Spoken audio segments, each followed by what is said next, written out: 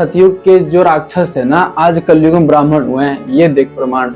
सतयुग की जो स्थिति थी वह द्वापर में विशेष रूप से कम हो गई। राजन, उन प्राचीन युगों में जो राक्षस समझे जाते थे वे कली में ब्राह्मण माने जाते हैं, क्योंकि अब के ब्राह्मण प्रायः पाखंड करने में तत्पर रहते हैं। दूसरों को ठगना, झूठ बोलना और वैदिक धर्म कर्मों से अलग रहना कलियुगी ब्राह्मणों का स्वाभाविक गुण बन गया है। हाँ, छुपा लो अच्छे से छुपा लो अगली लाइन को, पर मैं पढ़ के सुना देता हूँ, रुको। अब देखिए, ये सब निंदा करके कहते हैं कि क्षत्रिय, वैश्य और शूद्र भी इसी प्रकार से धर्मी हो जाते हैं जैसे कि ऊपर ब्राह्मणों के बारे में लिखा है। ठीक है, यही दशा कलयुग में इतर वर्णों की भी है। पाप करने और झूठ बोलने में किसी को कोई हिचक नहीं रहती। तो भाई अब मेरे को ये बताओ, रामपाल कौन से वर्ण का है? क्योंकि यहाँ तो चारों वर्णों की सेम निंदा की गई है। हाँ, अगर रामपाल वर्ण संकर है तब भी मेरे को बता दो भाई, वो तो मैं मानने के लिए तैयार हूँ। पहले भी मानता हूँ वर्ण संकर ही है। यही बात आगे स्त्रियों के लिए भी कही जाती है। कली के अधिक समय व्यतीत हो जाने पर स्त्रियों में स्वेच्छाचार बढ़ जाएगा, वह काम, लोभ और मोह में रची रची रहेंगी। क्या इनकी माता बहनें भी घर पर ऐसी ही हैं? तो भाई अब ये स्वीकार करो कि तुम्हारे घर में जो माँ है, बहनें हैं, तुम्हारी जो बेटियां हैं, वो सबकी सब व्याभिचारिणी स्वेच्छाचारणियां हैं, क्योंकि यहाँ ये बात लिखी हुई है। था नहीं भाई, वो राक्षस ही है और गधा भी है साथ साथ में। देख कैसे ऊपर मुंह करके हंस रहा है। तुम जिनको अपना इष्ट मानते हो ब्रह्मा विष्णु, मैं तो खुद कैरेक्टरलेस है। कोई किसी का रेप कर रहा है, कोई किसी का बलात्कार कर रहा है, उसको उठाकर तुम देख लो जीवनी, तो इष्ट के लायक भी नहीं है।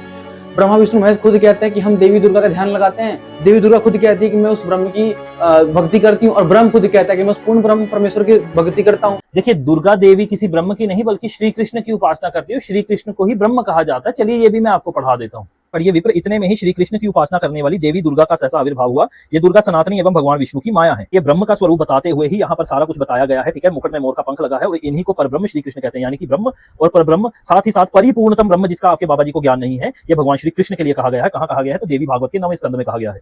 तो देवी दुर्गा किसकी भक्ति करती हैं? श्री कृष्ण जी की। वही ब्रह्म है, वही परिपूर्णतम ब्रह्म है, और वही परब्रह्म है, वही अक्षर ब्रह्म आदि सब उन्हीं के नाम है। ये देख, गीता जी के अंदर साफ साफ लिखा हुआ है कि जो लोग ब्रह्मा विष्णु महेश की पूजा करते हैं, 3 गुण की पूजा करते हैं, वो मूर्ख हैं, वो नीच हैं। ये गीता का फ्रॉड अनुवाद तुम्हारे बाबा ने खुद से किया है, क्योंकि ब्रह्मा विष्णु महेश 3 गुण नहीं बल्कि 3 गुणों के प्रधान देवता है। ठीक है, और ये जो तुम फालतू की बातें करते हो ना मार्कंडेय पुराण से कि यही 3 देवता है, यही 3 गुण है, वो लेकर वीडियो बनाना। अगली बार तुम्हें मैं हिंदी पढ़ना सिखा दूंगा कैसे पढ़ी जाती है, क्योंकि हो तो तुम और तुम्हारे बाबा दोनों ही अनपढ़। तुम्हें मैं बार बार यही समझाता हूँ कि तुम लोग फ्रॉड हो, इसलिए तुम आमने सामने की चर्चा में डरते हो। चलिए लाइव बैठते हैं, सारे ग्रंथ सबके सामने खोलते हैं, पढ़कर लोगों को बताते हैं सत्य क्या है। परंतु इतनी तुम में हिम्मत नहीं है, क्योंकि हिम्मत सिर्फ सत्य सनातन वैदिक धर्मियों में होती है, तुम जैसे पाखंडियों में नहीं। पर भाई, सब भीख मांगने का तरीका बिल्कुल ही घटिया है। मतलब ये लोगों को धर्म के नाम पे लूट रहा है। जो पैसा आप यहाँ दान करते हो, ये पैसा आपका है। आपने जो दान कर दिया ये आपका है, जो आपको 1000 गुना मिलेगा आगे जाके।